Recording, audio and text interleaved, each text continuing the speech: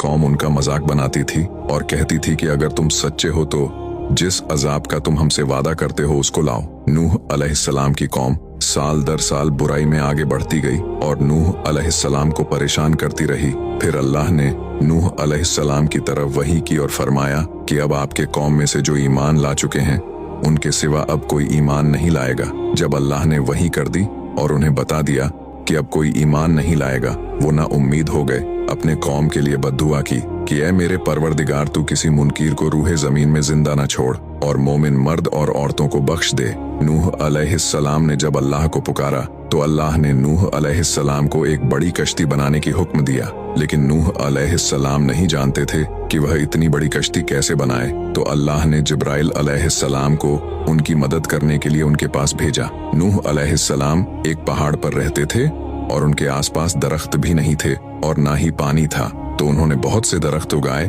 और फिर उन्हें काटा और पहाड़ पर बैठकर कश्ती तैयार करते रहे। लोग जब नूह अलैहिस्सलाम को कश्ती बनाते देखते थे तो उनका बहुत मजाक बनाते थे और कहते थे कि यह कैसा मजनू है जो पहाड़ पर कश्ती बना रहा है। लेकिन नूह अलैहिस्सलाम की इतनी मेहनतों के बाद एक बहुत ही बड़ी कश्ती तैयार हो गई।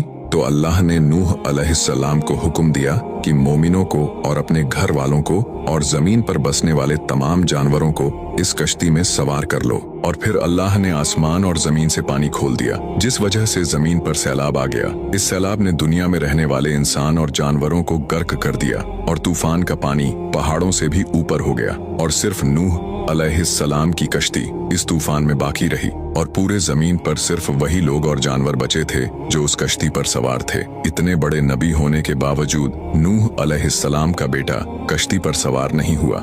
नूह अलैहिस्सलाम ने उसे पुकारा कि मेरे बेटे इस कश्ती पर आ और काफिरों का साथी न बन, लेकिन उसने कहा कि मैं किसी पहाड़ की चोटी पर पनाह ले लूंगा जो मुझे इस पानी से बचाएगी। पर नूह अलैहिस्सलाम ने फरमाया कि आज अल्लाह के हुक्म से कुछ भी बाकी नहीं रहेगा मगर वही जिस पर अल्लाह रहम करे। और फिर बाप और बेटे के दरमियान यह गुफ्तगू जारी ही थी कि एक तूफानी मौज ने उनके बेटे को गर्क कर दिया। जब नूह अलैहिस्सलाम के आंखों के सामने उनका बेटा गर्क हो गया तो उनकी आंखों में आंसू आ गए और वह पुकार उठे कि तूने मुझसे वादा किया था कि मेरे घर वालों को निजात अदा फरमाए और तू तमाम हाकिम में से बेहतर हाकिम है, लिहाजा यह नामुमकिन है कि तेरे वादे पूरे ना हो।